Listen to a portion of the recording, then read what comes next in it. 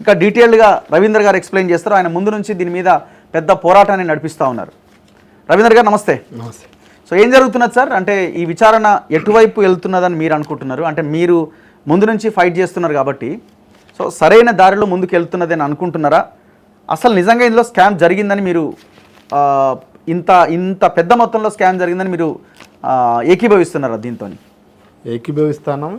ఇందులో స్కామ్ జరిగింది, ఇది పెద్ద అవినీతి జరుగుతుంది అని మొదటి నుండి బయటపెట్టింది కూడా మేమే. కాకపోతే అప్పుడు ప్రభుత్వం పట్టించుకోలేదు, అధికారులు పట్టించుకోలేదు. మా వైపు నుంచి మేము ప్రతిదీ కూడా రికార్డు చేసుకున్నాం. ఎక్కడ ఏ జిల్లాల ఎక్కడ ఏ రూపంలో అవినీతి జరుగుతుంది అనేది కూడా చాలా క్లారిటీగానే చెప్పినాం. మొదట స్కీమ్ ప్రారంభమైనప్పుడు వాస్తవంగా ఒక మంచి లక్ష్యం కోసం గవర్నమెంట్ పెట్టింది. ఎందుకంటే గత ప్రభుత్వాలు ఏ ప్రభుత్వం కూడా ఇట్లాంటి స్కీమ్ పెట్టలేదు. బట్ ఇంత మంచి స్కీమ్ పెట్టింది గవర్నమెంట్ అని చెప్పి మేము కూడా దాన్ని స్వాగతించి అన్ని జిల్లాలలో దీనికి సంబంధించిన అవగాహన సదస్సులు పెట్టి మేమే ఎడ్యుకేట్ చేయడం ఇట్లాంటి ప్రోగ్రామ్ కూడా చేసినాం గవర్నమెంట్ పాజిటివ్గా. అప్పుడు కొన్ని ఆర్టికల్స్ రాయడము ఇట్లాంటివి కూడా రాస్తే కేసీఆర్ గారే ఫోన్ చేసి చాలా మంచి సూచనలు చేసిల్లని చెప్పి కొన్ని పరిగణలోకి తీసుకున్నాడు కూడా, లబ్ధిదారులుగా ఎంపికలో ఏజ్ లిమిట్ ఇట్లాంటివి కూడా. అదే టైంలో ఎప్పుడైతే అవినీతి జరుగుతుంది అనేది కూడా హెచ్చరికలు కూడా ఇచ్చినాం మేము ముందే స్కీమ్ను అవినీతి జరగకుంటే ఏం చేయాలనేది కూడా కొంత చెప్పినాం. ఆయన ఆ రోజు మాట్లాడినప్పుడు ముఖ్యమంత్రి గారు ఏమన్నాడంటే, మీరు 1 year వెయిట్ చేయండి, మళ్ళీ మేము రివ్యూ చేసుకుంటాం, దీన్ని స్కీమును పర్యవేక్షణ చేసేది ముఖ్యమంత్రి కార్యాలయమే స్వయంగా పర్యవేక్షిస్తుంది, వేరే ఎవరు కాదు అని చెప్పిండు. ఆ తర్వాత మిమ్మల్ని ఈసారి ఒక మీటింగ్ పిలుస్తా, వెటనరీ యూనివర్సిటీలో ఒక ప్రొఫెసర్ ఉన్నాడు, ఆయనను మిమ్మల్ని పిలుస్తా, మీరు అధికారులతో మీరే రివ్యూ చేయాలి ఈ టైప్లో అంటే సరే మంచిదే కదా సూచనలు ఇస్తామని చెప్పినాం. కానీ 1000 రూపాయల నుంచి అంటే యూనిట్ కోసం కొనుగోలుకు పక్క రాష్ట్రాలకు పోవాలని నిబంధన పెట్టిండ్రు. పక్క రాష్ట్రాలకు పోయేటప్పుడు డాక్టర్స్ వాస్తవంగా వెటనరీ డాక్టర్లు 10-15 రోజులు భార్యా పిల్లలను వదిలిపెట్టి పక్క రాష్ట్రాలకు అప్పుడు సహజంగానే గుర్రమలు ఏంటంటే ఒక డాక్టర్లు వాళ్ళకు గొర్రెల కోసం ట్రీట్మెంట్ చేస్తేనే మందులు ప్రభుత్వం ఉచితంగా ఇచ్చే మందులు ఇచ్చినా కూడా ఏ డాక్టర్ మనకు వచ్చి సర్వీస్ చేసిండు 100-200 పెట్రోల్ ఉంచుకోండి సార్, భోజనం చేయండి సార్ అని చెప్పి ఇచ్చే లక్షణం.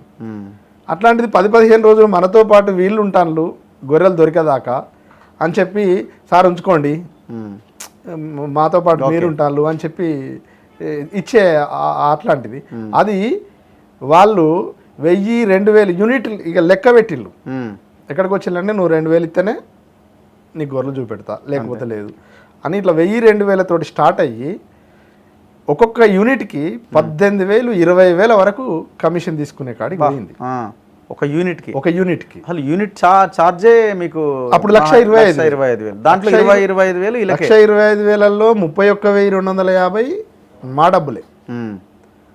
అంటే మిగతా డబ్బులలో వాళ్ళకే డాక్టర్లకే 20,000 కమిషన్ పోయే స్థాయికి పోయింది. అంటే మరి ఇంత పెద్ద స్థాయిలో కమిషన్లు ఇవ్వడం ఏంది? అసలు డాక్టర్లు ఎక్కడికి పోయిందంటే నువ్వు డబ్బులు ఇస్తేనే నీకు వస్తాయి లేకపోతే రావు, అంతే, ముందు డబ్బులు ఇస్తేనే నేను తీసుకుపోతా లేకపోతే లేదు అనే కాడికి తీసుకెళ్ళింది. అట్లాంటి జరిగినప్పుడు మేము ఇందులో అవినీతి జరుగుతుంది, ఈ అవినీతికి అడ్డుకట్ట వేయండి అని చెప్పి ప్రభుత్వానికి కంప్లైంట్ చేసినాం. చేస్తే ప్రభుత్వం పట్టించుకోకపోతే మేము ఆల్టర్నేటివ్ వాస్తవంగా గవర్నమెంట్ ముఖ్యమంత్రి గారు చెప్పింది ఏంది, గొల్లకుర్మల అభివృద్ధి కోసం అంటే 2 ఏళ్లలో వీళ్ళని కోటీశ్వర్లను చేస్తా, కోటీశ్వర్లు అన్నాడు, మటన్ ఎక్స్పోర్ట్ చేయాలన్నాడు, అసలు గొల్లకుర్మల ఆర్థిక అభివృద్ధి చెందాలి, 2 కోటీశ్వర్లు కావాలి, అసలు ఇక్కడికి పక్క రాష్ట్రాల నుంచి వెళ్ళి గొర్రెలు దిగుమతి అవడమైంది, మనమే ఎక్స్పోర్ట్ చేయాలి, ఇవన్నీ చెప్పిండు. మేము కూడా అరే కోటీశ్వర్లం అయితే అంతకంటే ఇంకా సంతోషం ఏముంటుంది అనుకున్నాం. కానీ ఇక్కడ జరిగేది ఏంది, అవినీతి ఈ స్థాయికి పెరిగిపోయిన తర్వాత 30,000 మేము కట్టినాము, 20,000 డాక్టర్ కమిషన్ పోతుంది, 50,000 పోతుంది, ఇంకొచ్చే సొమ్ము ఎంత ఏముంటుంది? అందులో మెడికల్ కిట్లు, దానా ఇట్లాంటివి ఇవ్వాలి, ఆ దానా ఇచ్చులేదు. ఇవన్నీ స్టార్ట్ అయిన తర్వాత ఇది అవినీతి జరుగుతుంది కాబట్టి దీనికి పరిష్కారం మా అకౌంట్లో డబ్బులు వేయండి, ఓకే, డైరెక్ట్ నగదు నగదు బదిలీ చేసేయండి, అవినీతికి ఆస్కారం ఉండదు అనే సూచన కూడా మనం చేసినాం. ఓకే, చేస్తే ప్రభుత్వం పట్టించుకోలేదు మొదట్లో. ఓకే, మేము దాని మీద సీరియస్ ఫైట్ స్టార్ట్ చేసినాం. రాష్ట్ర వ్యాప్తంగా అనేక రూపాలలో కలెక్టర్ల ముందు ధర్నాలు, పికెటింగులు, ఆఖరికి చలో అసెంబ్లీ కార్యక్రమం పెడితే 6,000 మంది అరెస్ట్ అయినలు. ఒకటే రోజు 6,000 మంది అరెస్ట్ అయినలు. ఒక హైదరాబాద్లోనే 3,800 మంది పోలీస్ స్టేషన్ల రెండిపోయినలు. అప్పటికి స్పందన రాకపోతే అసలు అసెంబ్లీ దాకా పోయినా కూడా స్పందన వస్తలేదని చెప్పి గడి ముట్టడి అనే కార్యక్రమాన్ని పెట్టినాం. ముఖ్యమంత్రిని కలవాలంటే ముఖ్యమంత్రి గారు టైం ఇస్తలేడు, కలిసే అవకాశం లేదు. కాబట్టి ఒక గడిలాగా పెట్టుకున్నాడు ప్రగతి భవన్. కాబట్టి గడి ముట్టడి అనే పోస్టరే గడి ముట్టడి అని వేసినాం. వేసి అట్లాంటి ప్రోగ్రామ్ చేసినాం. ఇవన్నీ పెద్ద ఎత్తున అరెస్టులు, మా మీద కేసులు, ఇట్లాంటివి కూడా నిర్బంధించి చేసిండ్రు. అయినా కూడా ఎక్కడ వెనక్కి తగ్గలే.